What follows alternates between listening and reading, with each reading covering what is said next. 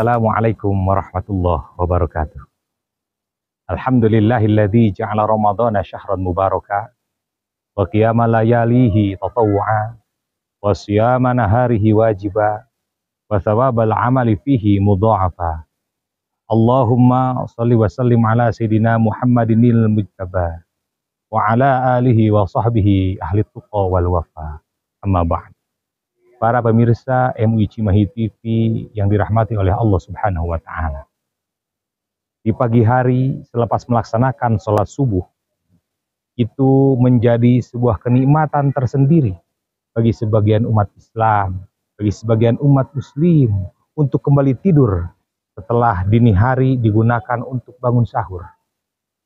Rasa kantuk ditambah dengan kondisi perut yang kenyang karena setelah sahur membuat kita sulit untuk tidak merebahkan tubuh kita di atas kasur yang empuk. Apalagi untuk orang yang tinggal di wilayah dengan cuaca dingin. Padahal hadirin, Islam sangat tidak menganjurkan tidur setelah sholat subuh. Karena apa? Karena seharusnya waktu tersebut digunakan untuk memperbanyak zikir sampai matahari terbit. Apalagi jika berada di bulan Ramadan.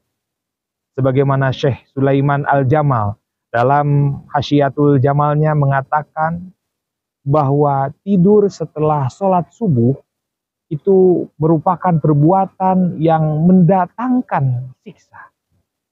Karena apa?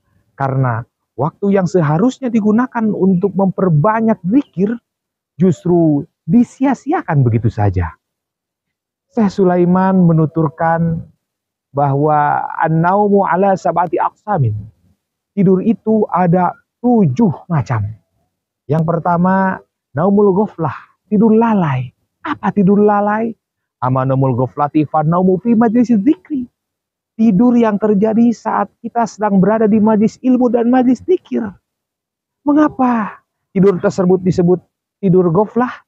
Karena seseorang yang tidur di majlis ilmu dan di majlis dzikir, maka ia akan luput dari manfaat yang seharusnya ia dapatkan saat di majlis dzikir atau majlis ilmu tersebut. Berupa apa? Berupa ilmu dan nasihat-nasihat yang disampaikan gurunya. Karena dia tertidur, maka lenyaplah. Hadirin pemirsa yang budiman. Yang kedua, naumus syaqawah atau tidur celaka, tidur kemalangan. Apa itu? Wa naumus syaqawati an-naumu fi waqti sholati. Tidur yang dilakukan seseorang saat waktu sholat sudah masuk. Sementara ia belum melaksanakan sholat tersebut padahal waktunya sudah masuk. Nah, para ulama mengatakan hukumnya tidur di waktu tersebut adalah makruh. Terutama bagi seseorang yang tidur padahal waktunya sudah masuk waktu sholat, namun ia belum melaksanakan sholat tersebut, malah memilih tidur, namun ia berkeyakinan bahwa ia akan bangun sebelum waktu sholat itu habis. Akan tetapi, jika dia berkeyakinan bahwa tidurnya itu akan kebablasan, dia akan bangun pada saat waktu sholatnya sudah habis, maka jika ia tidur hukumnya haram, hadirin. Kemudian yang ketiga ialah wa naumul la'nah. Tidur laknat. Apa itu? Yakni orang yang tidurnya di waktu subuh. Allahu Akbar, masuk waktu subuh. Kemudian dia tidur, belum melaksanakan sholat subuh. Maka tidur tersebut namanya ialah tidur laknat.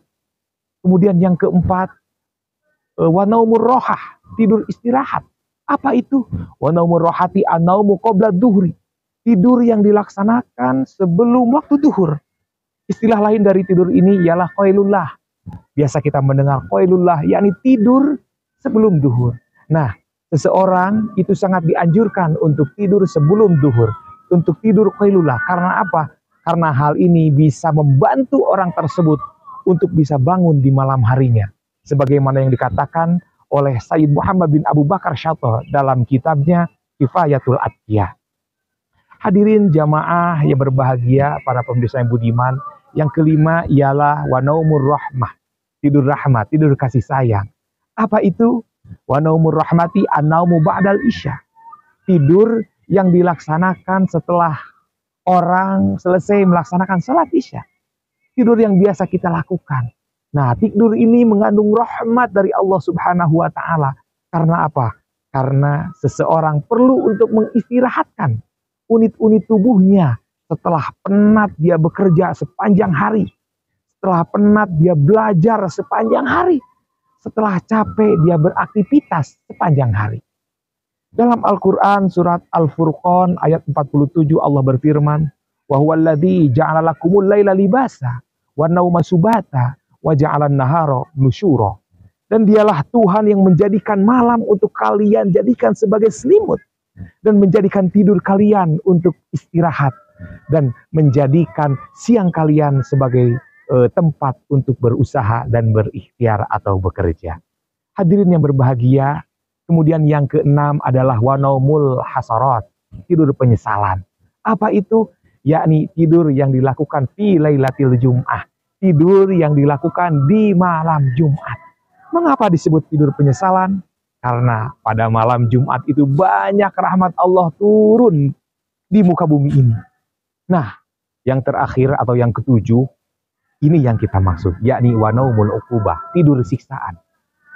Apa itu naumul uqubah? Wanaumul uqubah an-naumu ba'dal fajri, tidurnya orang setelah waktu fajar atau setelah sholat subuh.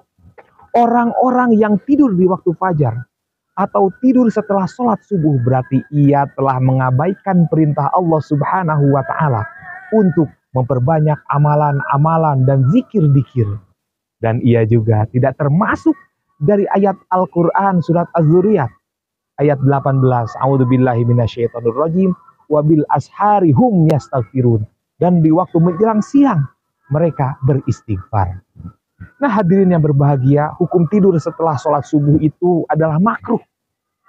Hal ini karena pada waktu tersebut ada beberapa keutamaan yang bisa diperoleh seorang muslim jika ia memanfaatkan waktunya, memanfaatkan momen ini dengan baik. Setidaknya ada dua alasan yang menyebabkan kemakruhan tidur setelah sholat subuh.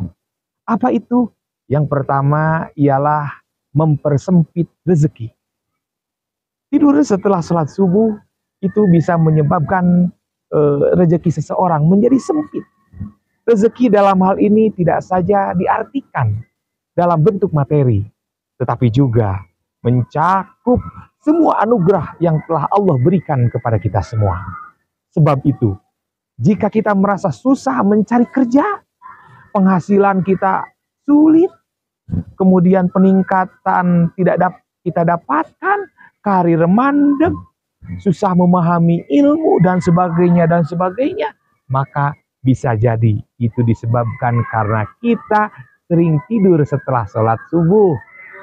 Dalam sebuah hadis yang diriwayatkan oleh Imam Baihaqi, diceritakan bahwa suatu ketika Siti Fatimah Az-Zahra, putri Rasulullah Shallallahu Alaihi Wasallam, sedang tidur di rumahnya pada pagi hari setelah ia selesai melaksanakan sholat subuh. Kemudian Rasulullah datang untuk menghampirinya, dan kemudian Rasulullah membangunkan Siti Fatimah tersebut dengan menggerakkan kakinya. Seraya berkata, jadi begini ya, ya bunayya, kumi, wahai putriku, berdirilah, ishhadi rizqa rabbik, lihatlah rezeki Tuhanmu, wala takuni minal ghafilin, janganlah kamu termasuk orang-orang yang lalai. Fa innallaha yaksimu arzaqan nasi, sebab Allah membagikan rezeki untuk seluruh manusia itu ma baina tulu'il fajri, waktu di antara terbitnya fajar ila tulu'is syamsi, sampai terbitnya matahari. Hadirin pemirsa yang budiman, yang berbahagia dan dirahmati Allah Subhanahu wa Ta'ala. Yang kedua, hidupnya itu kurang berkah. Semua orang itu pasti mendambakan kehidupan yang berkah. Malahan Rasulullah Shallallahu Alaihi Wasallam juga meminta keberkahan untuk seluruh umatnya. Doa Rasul begini, Allahumma barik li ummati fi bukuriha. Ya Allah, berkahilah umatku di pagi hari. Itu doa Rasul. Oleh sebab itu hadirin, jika setelah subuh kita gunakan untuk tidur, maka kita bisa kehilangan kesempatan untuk mendapatkan keberkahan ini. Lalu apa berkah itu? Berkah itu ialah ziyadatul khair, atau bertambahnya kebaikan. Bertambahnya usia, bertambah pula kebaikan dalam hidupnya. Berarti hidupnya berkah. Bertambahnya rizki, maka bertambah pula kebaikannya. Maka rizkinya berarti berkah. Keberkahan itu bisa membuat rizki menjadi lancar, hati menjadi tentram, mempunyai keturunan yang soleh, solehah, rumah yang sakinah, rumah tangga yang adem ayem, hidup yang bermanfaat bagi sesama, dan nilai-nilai kebaikan lainnya. Hadirin yang berbahagia, ada kisah menarik yang dikisahkan dalam Al-Barakatuh fi Mi'ati Hadis. Sekali waktu seorang ulama berdoa begini, Allahumma barik li fi rizki. Ya Allah, berkahilah rizki hamba ya Allah. Kemudian seseorang bertanya, wahai fulan, mengapa engkau berdoa meminta berkah dalam rizki? Mengapa tidak langsung saja meminta rizkinya? Lalu apa jawaban orang tersebut? Orang tersebut berkata, sesungguhnya Allah itu sudah menjamin rezeki untuk seluruh makhluknya. Akan tetapi Allah itu tidak menjamin keberkahannya. Oleh sebab itu, aku berdoa kepada Allah agar aku diberikan keberkahan dalam rizki. Karena apa katanya?